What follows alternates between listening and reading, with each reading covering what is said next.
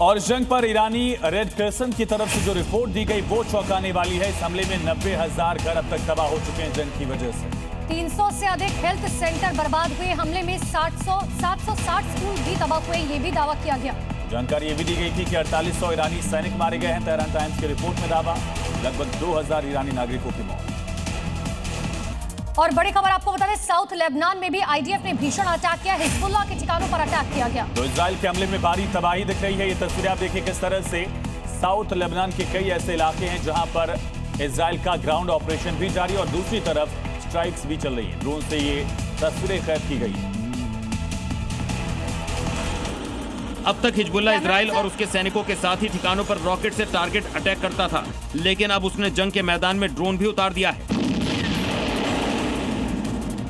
Hezbollah ने drone attack का video भी शेयर किया है, जिसमें उसके कामिकेज ड्रोन इजराइल की मिलिट्री व्हीकल पर हमले कर बर्बाद कर रहे हैं।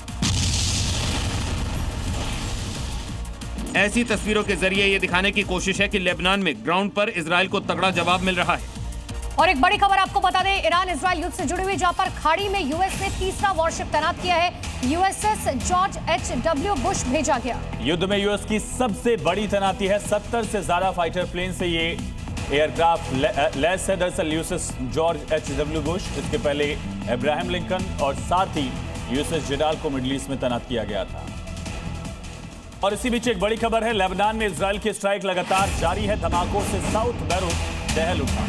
हिजबुल्लाह के ठिकानों पर हमले लगातार जारी है। बड़ी खबर लेबनान से आपको बता रहे हैं, जहां पर इजराइल ने एयर स्ट्राइक की है। धमाकों से साउथ बैरूत का इलाका पूरी तरीके से दहल उठा है। देखिए किस तरीके से हिजबुल्लाह के ठिकानों पर ताबड़तोड़ हमले लगातार इजराइल की तरफ से जारी है।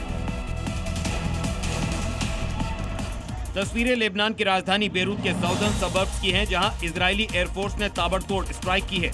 हमलों के बाद धुएं के गुबार से आसमान भर गया है। हमलों से लोग दहशत में भर गए हैं, जबकि इजराइल ने साफ कर दिया है कि वो लेबनान से हिजबुल्लाह को साफ कर देंगे, जिसके लिए इजराइल एयर स्ट्राइक के साथ ही ग्राउंड ऑपरेशन भी चला रहा है। जमीन पर इजरायली सैनिक हिजबुल्लाह के लड़ाकों को तलाश कर जन्नत का रास्ता दिखा रहे हैं।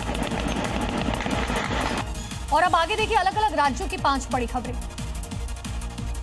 यूपी के बुलंदशहर में पुलिस अफसर प्रदीप चौहान को रिटायरमेंट पर मिली अनोखी विदाई। बग्गी में सवार दारोगा जी, उनकी पत्नी का बैंड बाजों और डीजे के साथ विदाई जुलूस निकला। बारात जैसी विदाई के बाद दारोगा परिवार संग अपने गांव चले गए। राजस्थान के श्री गंगानगर में न्याय की मांग को लेकर लाउडस्पीकर लेकर पानी की टंकी पर चढ़ा 62 साल का बुजुर्ग। प्रशासन पर मकान तोड़ने और सामान जब्त करने का आरोप लगाया। 13 घंटे बाद भी नीचे नहीं उतरा पीड़ित, अब मुआवजे की मांग पर अड़ा।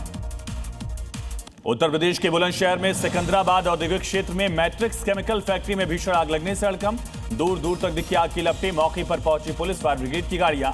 आग लगने की वजह अब तक साफ नहीं।